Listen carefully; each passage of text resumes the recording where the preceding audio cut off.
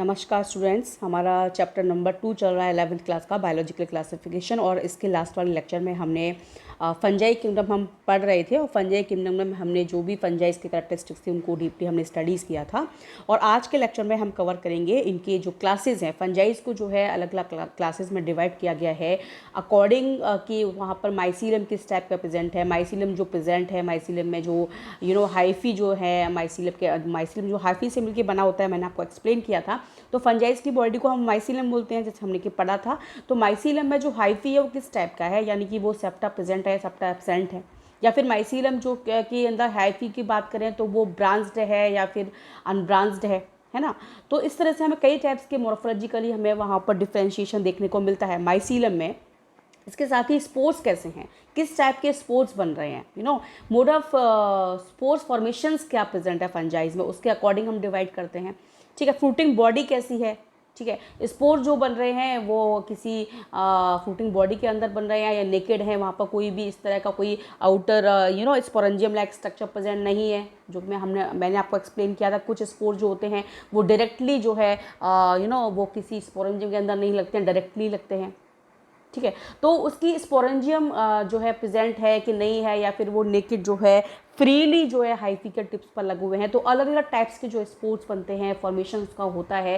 Fruiting body किस type की है, फ्रूटिंग बॉडी जो है उसकी बात करें तो वो एस, जैसे बात करें हम एस को स्पोर्स की बात करते हैं तो वहाँ पे एस को स्पोर्स बनते हैं, फ्रूटिंग बॉडी को वहाँ पे एस को कार्ब बोलते हैं।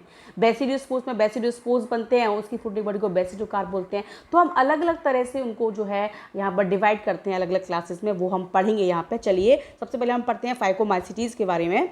ठीक है, चलिए ओके, हम देखते हैं फाइकोमाइसिटीज़। Members of Phycomycetes are found in aquatic habitats and decaying wood in moist and damp places or as obligate parasite on plants। देखिए हम बात करें कि ये फाइकोमैसिटीज़ के मेंबर्स के हैबिटेट की बात करते हैं तो वो एक्वाटिक हैबिटेट्स में प्रेजेंट रहते हैं। साथ ही जो डिकेइंग जो वुड होती है जहाँ पर मॉइस्चर प्रेजेंट होती है, जैसे कि हम पढ़ चुके हैं कि ये सब जगह ग्रो करती है। फंजाई जो है किंगडम, फंजाई किंगडम जो फंजाई किंगडम है वो जो फंजाई है वो हर जगह ग्रो कर सकती है। हमने पढ़ चुके हैं वो सॉइल में, वाटर में, कॉस्मोपॉलिटन नेचर को शो करती है, हर जगह प्रेजेंट होती है, वुड के अंदर, फूड के, डिकेइंग मटेरियल में।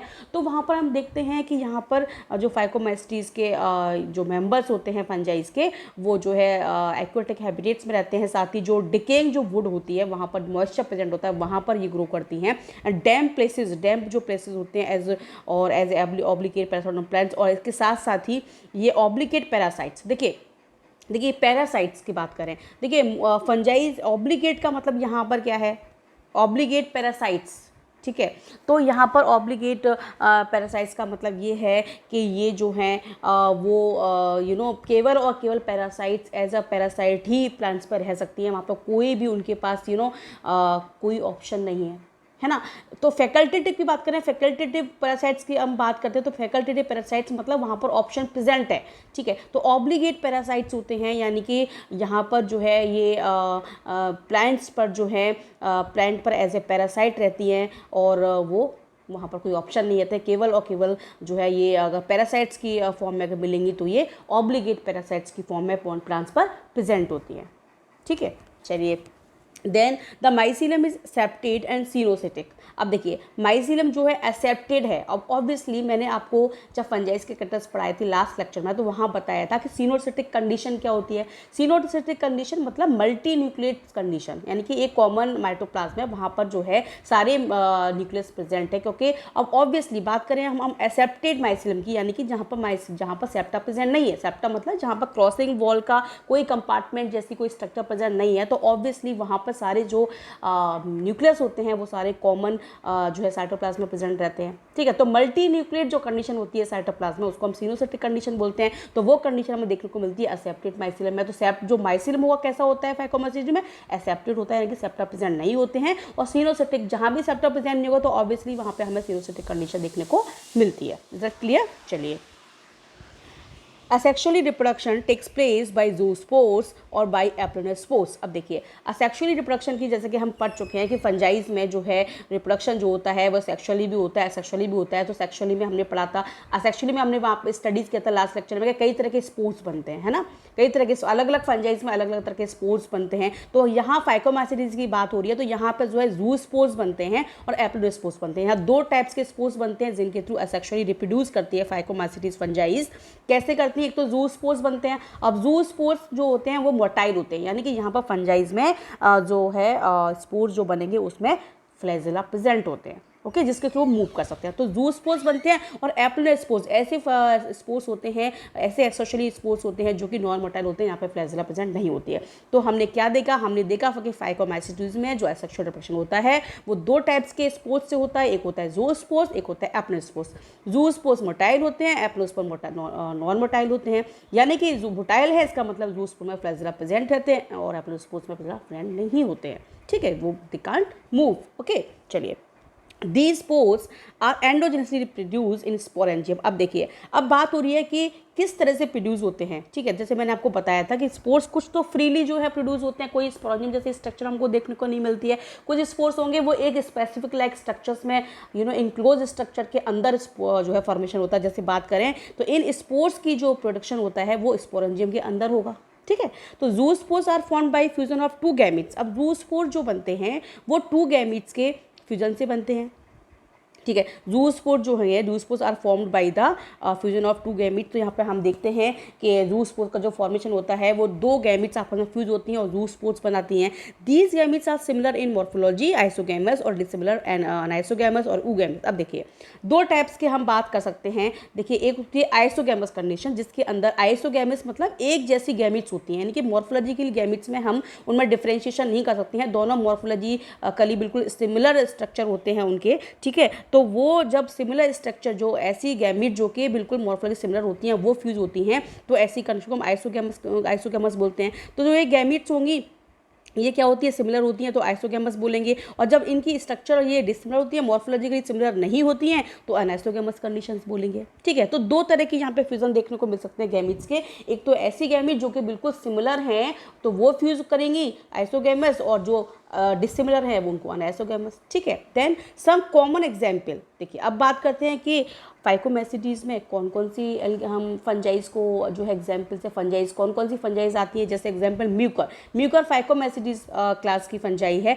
Rhizopus, the bread moles mention earlier, हमने बात करी थी राइजोपस की। राइजोपस जो है जो ब्रेड मोल्स होते हैं उनके लिए रिस्पॉन्सिबल होती है। ब्रेड मोल्स जो बनते हैं उसके लिए कौन रिस्पॉन्सिबल होती है? राइजोपस। तो म्यूको राइजोपस किसके मेंबर है? फाइकोमैसिडीज के। इसके साथ ही एल्बिगो द पैरासिटिक फंजाइज और मस्टर्ड, हमने बताया था, हमने पढ़ा था कि एल्बिगो जो है एक पैरासिटिक फंजाइज है जो कि मस्टर्ड लीफ पर ग्रो करती है, और एल्बिगो जो है फाइकोमैसिडीज मेंबर की फाइकोमैसिडीज जो क्लास की मेंबर है। तो हमने क्या क्या एग्जांपल्स पढ़े? म्यूकर पढ़ा, राइजोपस पढ़ा और एल्बिगो पढ़ा, ठीक है।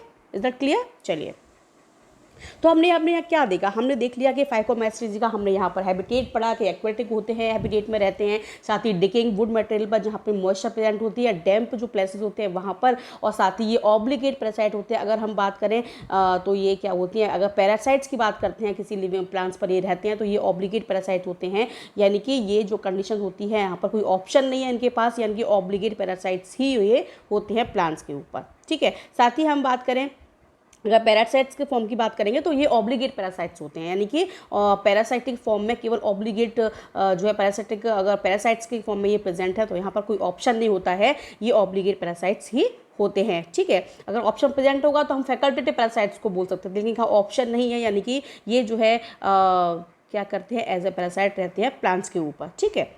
चलिए, देन हमने पढ़ा था कि माइसीलम जो है एक्सेप्टेड होते हैं, एक्सेप्टर प्रेजेंट नहीं होते हैं, फिनोसेटिक कंडीशन देखने को मिलती है। साथ ही हमने पढ़ा था कि एसेक्सुअली यहाँ पर ज़ूस्पोर्स बनते हैं, एप्लोनोस्पोर्स बनते हैं, और हमने देखा था कि यहाँ पर टू गैमीट जब फ्यूज होती हैं तो हमने पढ़ा था कि जाइगोस्पोर्स बनता है टू गैमीट के फ्यूजन से। तो जाइगोस्पोर्स क्या है? जाइगोस्पोर्स जो है सेक्सुअल रिप्रोडक्शन का मोड है, तो यहाँ पर जो है जाइगोस्पोर्स बनता है, टू गैमीट्स फ्यूज होते हैं। अगर बात करेंगे कि टू गैमीट्स की फ्यूजन की, तो दो गैमीट जो होती हैं आइसोगैमस होंगी जो कि मॉर्फोलॉजिकली सिमिलर होती हैं। अनआइसोगैमस कंडीशन कंडीशन जब दोनों जो है गैमीट्स होती है वो अनआइसोगैमस होती है, यानी कि दोनों अलग अलग जो है मॉर्फोलॉजी डिफरेंशिएट होती हैं। ठीक है, तो हमने देख लिया यहाँ पे दोनों मोड्स देख लिए, सेक्सुअल या सेक्सुअली। सेक्सुअल में ज़ाइगोस्पोर्स बनेगा जो कि आइसोगैमस हो सकता है, अनआइसोगैमस भी हो सकता है। और हमने देखा कि एग्जाम्पल्स हैं म्यूकर, राइजोपस एंड एल्बिगो।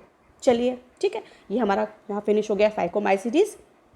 देख लेते हैं यहाँ पर, देखिए ये हम यहाँ पर देखिए यहाँ पर मेंशन कर रखा है म्यूकर, एस्परजिलस, एगेरिकस। देखिए म्यूकर जो कि फाइकोमाइसीटीज का है, ये यहाँ पर म्यूकर देखने को मिल रहा है।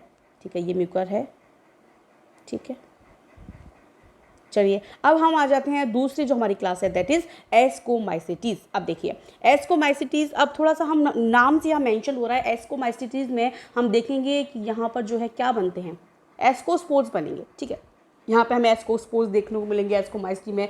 और एस्कोस्पोर जो होते हैं, फिर एस्कोकार्प जो फ्रूटिंग बॉडी होती है उसको हम एस्कोकार्प बोलते हैं, उसमें ये जो है फॉर्मेशन होता है। चलिए देखते हैं इसके बारे में क्या लिखा है।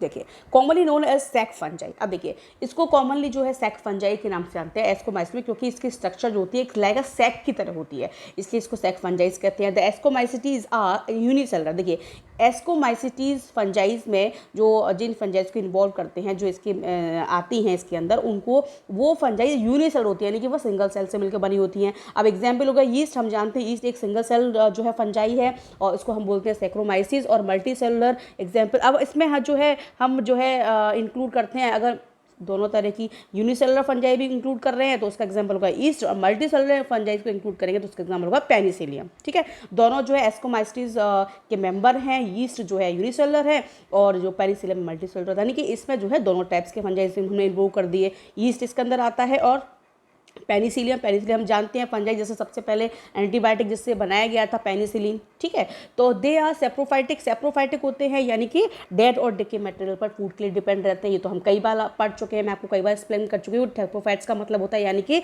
फूड के लिए जो डेड और डिके ऑर्गेनिक मैटर पर डिपेंड रहते हैं उनको सेप्रोफाइटिक कहते हैं। डिकम्पोजर्स एंड पैरासिटिक और कॉप्रोफिलस डिकम्पोजर्स होते हैं, यानी कि ये क्या करते हैं कि जो जो वेस्ट मटेरियल्स होते हैं, जो डिके और डेड मेटल्स होते हैं, उनको क्या करते हैं, डिकम्पोज करते हैं। यानी कि जो डिकम्पोज करते हैं यानी कि वो जो कॉम्प्लिकेटेड जो ऑर्गेनिक मैटर है उनको सिंपल जो है सिंपल ऑर्गेनिक मैटर में कन्वर्ट करते हैं, उनको डिकम्पोज करते हैं। तो एज अ डिकम्पोजर ये मेन जो है रोल प्ले करते हैं। ठीक है, देखिए बात करें ना कि अगर देखिए बैक्टीरिया भी एक एज अ डिकम्पोजर वर्क करते हैं। अगर बैक्टीरिया नहीं हो, फंजाइज नहीं हो, तो चारों तरफ जो है क्या होगा, केवल गार्बेज हमको देखने को मिलेगा। क्योंकि उसको जो भी मान लीजिए कोई लीफ है, वो लीफ नीचे सड़ी गली हुई लीफ पड़ी हुई है, तो वो कैसे डिकम्पोज होंगी, वहाँ पर बैक्टीरिया। अब देखिए बैक्टीरिया के अंदर ये कुछ ही बैक्टीरिया है जो कि प्लांट्स के सेलुलोज को डिकम्पोज कर सकते हैं। ठीक है, डाइजेस्ट कर सकते हैं। लेकिन फंजाइज की ये कैरेक्टर होती है, स्पेसिफिक कैरेक्टर है कि फंजाइज में बहुत अच्छी कैपेसिटी होती है कि वो सेलुलोज को, देखिए कुछ फंजाइज हैं जो कि सेलुलोज को भी डिकम्पोज करती हैं। ये जो कैरेक्टर होता है फंजाइज के अंदर होता है। तो बैक्टीरिया जो है अकेला तो डिकम्पोज नहीं कर सकता है गार्बेज का। अगर जो लीव्स गिरी हैं, जो पार्ट्स गिरे हैं, टहनियाँ जो टूट के गिरी हुई है प्लांट से, तो उस सेलुलोज उसमें प्रेजेंट है, तो सेलुलोज को कौन डिकम्पोज करेगा, उसकी कैपेसिटी केवल फंजाइज में ही होती है। तो अगर fungi decompose as a decompose काम नहीं करें, सोचिए तो चारों तरफ क्या होगा, गार्बेज ही गार्बेज होगा। क्योंकि सेलुलोज तो बैक्टीरिया डिकम्पोज करते हैं और साथ ही जो सेलुलोज को डिकम्पोज करते हैं फंजाइज। ठीक है, तो फंजाइज के बिना सेलुलोज नहीं पच सकता है। तो एक बहुत इंपॉर्टेंट रोल प्ले कर रहे हैं फंजाइज, तो डिकम्पोजर्स की तरह यहाँ पे काम कर रहे हैं बैक्टीरिया के साथ मिलके। ठीक है, चलिए then parasitic, as a parasitic यानी कि पैरासिटिक भी रहते हैं। ठीक है, किसी भी लिविंग प्लांट्स या एनिमल्स पर एज अ पैरासिटिक रहते हैं। ठीक है, कॉर्पोफिलस यानी कि वो डंग पर, कॉर्पोफिलस ऐसी फंजाइज होती हैं जो वो डंग पर ग्रो करती हैं। ठीक है, चलिए तो हमने यहाँ पर अलग अलग टाइप्स के देखे, वो सेप्रोफाइटिक होती है, डिकम्पोजर्स होती हैं, पैरासिटिक भी होती हैं और कॉर्पोफिलस होती है जो कि डंग पर ग्रो करती हैं। ठीक है, चलिए देन माइसीलियम की बात कर लेते हैं। माइसीलियम किस टाइप का होता है, चलिए देखते हैं। ये देखिए, इज ब्रांच्ड अब देखिए हम पढ़ चुके हैं कि माइसीलियम जो है, ठीक है, माइसीलियम जो है अब वो ब्रांच भी हो सकता है, अनब्रांच भी हो सकता है। तो यहाँ पे हम देखते हैं माइसीलियम ब्रांच होते हैं, यहाँ पे हमें हाइफी की ब्रांचेस देखने को मिलती हैं, और सेप्टेड होते हैं, यानी कि यहाँ पे क्रॉस वॉल प्रेजेंट होती है, जो कि एज अ कंपार्टमेंट यहाँ पे सेल को, हाइफी को जो है कई कंपार्टमेंट में डिवाइड करती है। तो ये सेप्टेड होते हैं। फाइकोमाइसीलियम हमने क्या पढ़ा था कि असेप्टेड होते हैं, वहाँ सेप्टा एब्सेंट होते हैं, यहाँ पर सेप्टा प्रेजेंट होते हैं। Then sexual spores are conidia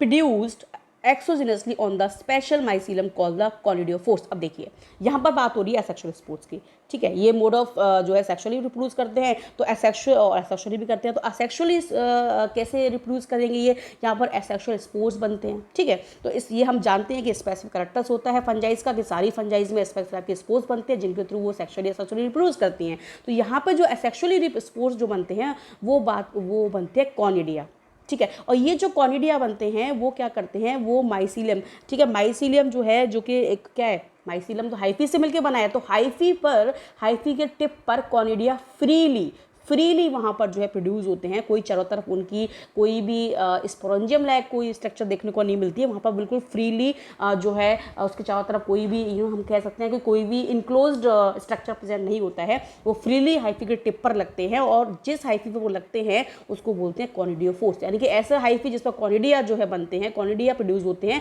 उसको बोलेंगे कॉनिडियोफोर्स। तो ठीक है, तो इस तरह से हमने देखा कि वो जो माइसीलियम जो है वो क्या बोलेगा, कॉनिडियोफोर्स को लेगा, और जो है कॉनिडियोफोर्स बोलेंगे, यानी कि ऐसी हाइफी जिस पर कॉनिडिया प्रोड्यूस होते हैं उसको हम कॉनिडियोफोर्स कहते हैं, यानी कि ऐसे हाइफी जो कि कॉनिडिया को बियरिंग करते हैं, ऐसे यानी कि कॉनिडिया बियरिंग जो हाइफीज होते हैं उनको कॉनिडियोफोर्स बोलते हैं। अब माइसीलियम यहाँ पे इसलिए लिखा हुआ है क्योंकि माइसीलियम हाइफी से मिलकर बना होता है, तो यहाँ पर डायरेक्ट माइसीलियम लिख दिया गया कि माइसीलियम को कॉनिडियोफोर्स बोलते हैं। बात देखिए, क्योंकि माइसीलियम जो है वो बने होती है हाइफी से, ये हम पढ़ चुके हैं, ठीक है। Then conidia on germination produce mycelium. अब देखिए conidia on germination produce mycelium, conidia जो होते हैं जर्मिनेट होते हैं और फिर वो नेक्स्ट जो नया माइसीलियम को बनाते हैं, ठीक है। Then sexual spores are called ascospores which are produce endogenously in sac like asci. अब देखिए, अब सेक्सुअल स्पोर्स की बात हो रही है, तो जैसे कि मैंने आपको बताया था कि एस्कोमाइसिटीज यानी कि यहाँ पर जो स्पोर्स बनेंगे उनको हम एस्कोस्पोर्स बोलेंगे, ठीक है, ये मैं आपको पहले बता चुकी हूँ। तो यहाँ पे सेक्सुअल रिप्रोडक्शन जो होगा वो एस्कोस्पोर्स के थ्रू होता है, और सेक्सुअल रिप्रोडक्शन में जो एस्कोस्पोर्स बनते हैं वो एक सैक लाइक स्ट्रक्चर होता है जिसको बोलते हैं प्रोड्यूस, वो है सैक लाइक एक स्ट्रक्चर होता है जिसको हम एसआई बोलते एसी या फिर एस्कस बोलते हैं, और उसके अंदर ये बनते हैं, यानी कि एस्कोस्पोर जो बनते हैं एस्कस के अंदर बनते हैं। These asci are arranged in different types of fruiting bodies called ascospores. अब देखिए, अब होता क्या है कि ये जो एसआई होते हैं यहाँ पर डिफरेंट टाइप्स के हमें फ्रूटिंग बॉडीज देखने को मिलती हैं, उसको हम बोलते हैं एस्कोकार्प, ठीक है। यानी कि एस्कोस्पोर्स जो होते हैं वो प्रोड्यूस होते हैं एक सैक लाइक स्ट्रक्चर, एक सैक लाइक स्ट्रक्चर में, इसको हम एस्काई बोलते हैं, फिर एस्कस बोलते हैं, और फिर ये जो एसआई जो होते हैं वो डिफरेंट टाइप्स के फ्रूटिंग बॉडी में जो है अरेंज होते हैं, उसको उस फ्रूटिंग बॉडी को बोलते हैं एस्कोकार्प्स, ठीक है। देन सब एग्जाम्पल्स आर एस्परजिलिस, क्लेविसेप्स एंड न्यूरोस्पोर्स। अब देखिए इसके एग्जाम्पल्स क्या क्या हैं जो एस्कोमाइसिटीज ग्रुप में आते हैं। एस्परजिलस जो फंजाई है वो एस्कोमाइसिटीज की मेंबर है, ठीक है। क्लेविसेप्स फंजाई है, न्यूरोस्पोरा, तीन इसके एग्जाम्पल हो गए, एस्परजिलस, क्लेविसेप्स एंड न्यूरोस्पोरा। तीनों जो फंजाइज हैं वो किस में आती हैं, एस्कोमाइसिटीज में आती हैं। Neurospora is usually extensively in biochemical and genetic work. Neurospora जो है देखिए काफ़ी इंपॉर्टेंट फंजाई है जिस पर कई तरह के बायोकेमिकल जो है एक्सपेरिमेंट किए गए हैं और जेनेटिक वर्क जिस पर किया गया है, ठीक है। तो न्यूरोस्पोरा एक बहुत इंपॉर्टेंट फंजाई हो गई एक्सकोमाइसिटीज ग्रुप की। Then many members like morels and truffles are edibles and were considered the delicacies, ठीक है। तो कई जो मेंबर्स हैं इसके मोरल्स हैं, बफल्स हैं जो एडिबल होते हैं, जिनको हम एज अ फूड जिनको हम खाने में यूज़ कर सकते हैं। तो हमने देखा कि एस्कोमाइसिटीज ग्रुप में हमने देखा कि हैबिटेट्स, हमने देखा कि जो है इसके अंदर जो है ये एज अ पैरासाइट भी होती हैं, सेप्रोफाइटिक भी होती हैं, और सेप्रोफाइटिक ग्रो करती हैं, पैरासाइट भी होती है, डिकम्पोजर होती है, पैरासाइटिक भी होती है। इसके साथ हमने देखा कि किस तरह से जो इसके अंदर है यूनिसेल्ड को भी कुछ इसमें यूनिसेल्ड फंजाई ईस्ट को भी इंक्लूड करते हैं, मल्टी सेलर भी हमने देखी कि मल्टीसेलुलर फंजाइज को भी इसमें इंक्लूड करते हैं। फिर हमने बात की थी कि इसकी माइसीलियम कैसा होता है, तो हमने देखा था ब्रांच्ड होता है, यानी कि ब्रांचिंग यहाँ पर देखने को मिलती है, सेप्टेट होते हैं, यानी कि सेप्टा देखने को मिलता है। फिर हमने देखा कि एसेक्सुअली स्पोर्स बनते हैं, वो बनते हैं कॉनिडिया, और जिसको कॉनिडिया जो हाइफी कॉनिडिया को बेरिंग करता है कॉनिडिया 4 बोलते हैं, ठीक है। और ये जो कॉनिडिया होते हैं जमेट होकर के और नया माइसीलियम बनाते हैं, इस तरह से सेक्सुअली प्रोड्यूस करते हैं। फिर हमने देखा सेक्सुअली में यहाँ पे एस्कोस्पोर्स बनते हैं, जो कि एक साइक्ल एसआई में बनते हैं या फिर एस्कस में बनते हैं, और ये एस्कस डिफरेंट टाइप्स के फुटिंग बॉडीज में अरेंज होते हैं, जिनको हम एस्को कार्ब बोलते हैं, ठीक है। तो इस तरह से जो है एस्कोस्पोर्स के थ्रू ये इसका रिप्रेजेंट करते हैं। एग्जाम्पल्स हमने देख लिए, एस्परजिलस, क्लेविसेप्स और न्यूरोस्पोरा। न्यूरोस्पोरा जो है कई का एक बायोकेमिकल जेनेटिक वर्क इस पर फंजाइज पर किया जाता है, ठीक है। चलिए, तो हमने देख लिया इसके बारे में भी। अब नेक्स्ट वाले में हम जो है लेक्चर में बेसिडोमाइसिस को कवर करेंगे और देन ड्यूट्रोमाइसिस को कवर करेंगे। अभी हम यहीं पे इसको जो है स्टॉप करते हैं, क्योंकि काफ़ी इन्फॉर्मेटिव है और काफ़ी चीज़ें इसमें जो है माइंड में एज ए इन्फॉर्मेशन हमें रखनी होती हैं, तो हम इसको ज़्यादा लंबा लेक्चर को नहीं करते हैं और अभी हम इसको यहीं पर जो है एंड करते हैं, और नेक्स्ट लेक्चर हम पढ़ेंगे बेसिडोमाइसिस एंड ड्यूट्रोमाइसिस। चलिए, थैंक यू सो मच।